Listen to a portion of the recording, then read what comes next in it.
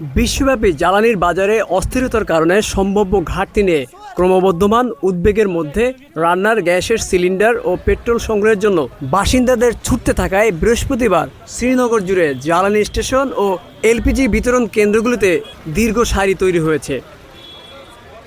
Video ফুটেজে দেখা যায় কাশ্মীরের বেশ কয়েকটি এলাকায় জ্বালানি স্টেশনগুলোর বাইরে মোটরসাইকেল আরোহী ও চালকরা জ্বালানি ভরার জন্য অপেক্ষা করছেন এবং অন্যরা স্কুটারে সিলিন্ডার লাগিয়ে বিতরণ কেন্দ্রগুলো থেকে বেরিয়ে আসছেন। কিছু জায়গায় কর্তৃপক্ষকে ভিড় সামলাতে দেখা যায়, কারণ সারিগুলো প্রধান সড়ক পর্যন্ত বিস্তৃত ছিল এবং সেখানে ক্যান নয়, বোতল নয়, মজুদ নেই, পেট্রোল নেই, ডিজেল নেই এই লেখাগুলোর প্লাকার্ড দেখা যাচ্ছিল, যা ক্রমসমান সরবরাহের প্রতিফলন ঘাটতি ছিল।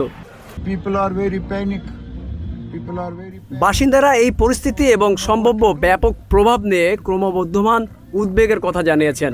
বাসিন্দারা বলেন, ইরান ইসরায়েল যুদ্ধের কারণে এ সমস্যা শুধু এখনই সীমাবদ্ধ থাকবে না, এটি সমগ্র ভারত এবং সারা বিশ্বে ছড়িয়ে পড়বে। যদি যুদ্ধ ধীরে ধীরে বন্ধ না হয় তবে এটি খুব বড় সংকটে পরিণত হবে।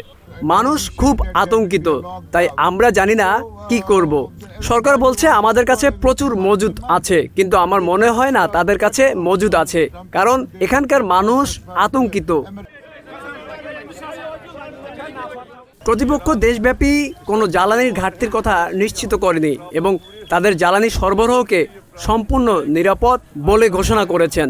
যদিও একাধিক স্থানে এলপিজি বিতরণ কেন্দ্র এবং পেট্রোল স্টেশনগুলোর উপর ক্রমাগত চাপ দেখা যাচ্ছে এবং কিছু কেন্দ্র সাময়িকভাবে বন্ধ করে রাখা হয়েছে। মজুদ কমে যাওয়ায় এমন বিজ্ঞপ্তি প্রদর্শন করা হচ্ছে। মধ্যপ্রাচ্যের ক্রমবর্ধমান উত্তেজনার মধ্যে বৈশ্বিক জ্বালানির বাজার চাপের মধ্যে রয়েছে। আশঙ্কা করা হচ্ছে ইরান ইসরায়েলের সংঘাতের গুরুত্বপূর্ণ নৌপথগুলো আরও ব্যাহত করতে পারে এবং আমদানি নির্ভর অর্থনীতিতে জ্বালানি সরবরাহের উপর প্রভাব ফেলতে পারে।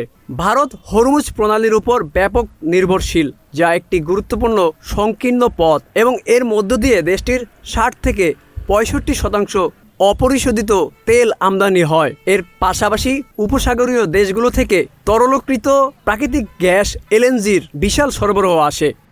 Aminul Islam, news flash 71।